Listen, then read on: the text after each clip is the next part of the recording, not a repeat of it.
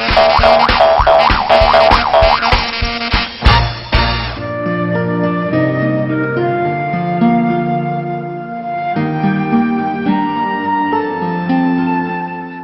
minutong biyahe mula EDSA, 18 minuto galing Quezon City, 7 minutong pagmamaneho mula Batasan.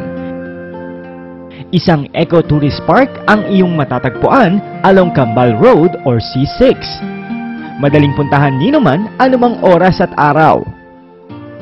Ang Columbari of the Divine Mercy Shrine ay isang memorial at ecological park na matatagpuan sa gilid ng bundok sa San Mateo, Rizal, kung saan ang mga turista at pamilyang bibisita dito ay ma-enjoy ang sariwang hangin, beautiful sceneries, peaceful environment, dagdag pa ang ilang mga amenities na matatagpuan sa parke. Nakilala namin ang presidente ng kumpanya at kanyang naipaliwanag kung paano nagsimula ang negosyong ito.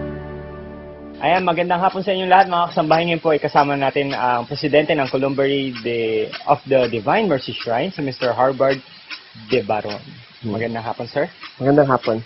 Ayan, sir, explain mo naman sa mga kasambahay natin, bakit kayo napasok sa ganitong klaseng business? Actually, no, this is a concept na it was a new accident, no? Kasi in 1997, when we bought the property, nagkaroon ng financial crisis, so hindi namin na-develop.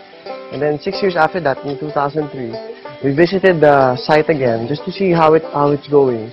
And we saw that there was already road built by the government, which is the C6. And upon going to the site, we saw this chapel, which they call Divine Mercy Chapel. And at that time, we met the Monsignor of San Mateo and told us about the need for a church. So the church concept was a drive for our group to be able to build. So sabi ng Monsignor, why don't you build a columbary? Because at that time, it was already a good concept for people. Why not put that to fund the church? So that's why in 2003, we started building the columbary to fund the church, which is currently being developed right now. Halos 4 na taon na nang simulang i-develop ang lugar at sa kasalukuyan ay mayroon na itong 8,000 units na ang bawat isa ay kayang mag-accommodate ng tig-4 na urns. We wanted to call it a tourist park, so walang cremation here. You just here to deposit the urns to our columbary. And then, as you can see, as we view this later, the trees here are natural. Okay, talagang there's a good view of the city from this area, pero hindi malayo. Para sa mga patay, ayon sa karamihan, maituturing na condominium ang mga columbarium dahil sa ganda at pagkakaayos nito. Pero alam nyo ba, mas mura daw ito kung ikukumpara sa mga ordinaryong libingan.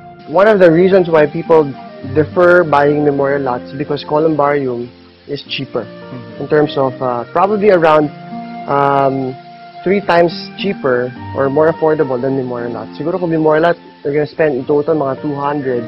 Dito sa atin, mga 60 lang, lahat na yon. If you're cutting down on cost and you want to be more practical about it, if you purchase our columbary, you can use it forever.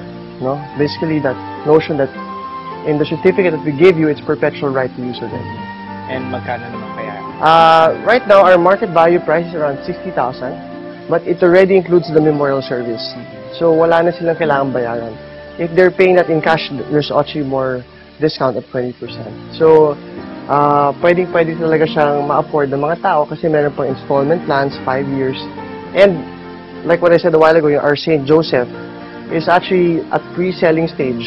So, pwede siya gamitin pero may development pa further on. That's actually selling at a lower price.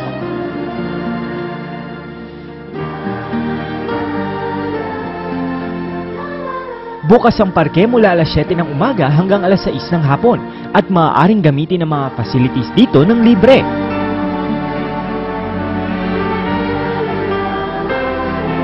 At dagdag pa ni Mr. Harbard, mas marami pang amenities ang kanilang idadagdag sa nasabing lugar. Actually, right now, our park, as we call it, is open for the public. People from San Mateo, Marikina, or Quezon City, or anyone, any part of the world actually, can actually visit and use the facility for free, no problem. We have security here, we have maintenance to make sure that everything is in order anyway. So gusto namin makita ng mga tao yung ginawa namin dito. Kaya welcome lahat ng ating mga tao dito. Ayan. More amenities, no? Like, we're looking at putting up a campsite, a hiking trail, more restaurants, and maybe some shops that they can actually use as they do visit their departed loved ones here. Papunta dito sa aming site, meron kaming bikers club, no? So, meron nagbabike dito every morning, meron nagjo-jogging, as I mentioned a while ago, pwede na rin mag-commune here for picnic, kung gusto nila lang just gather the family, no? Pwede na nilang gawin. So, although it's not fully developed totally, they can already enjoy the current amenities as we currently expand our park here in San Mateo.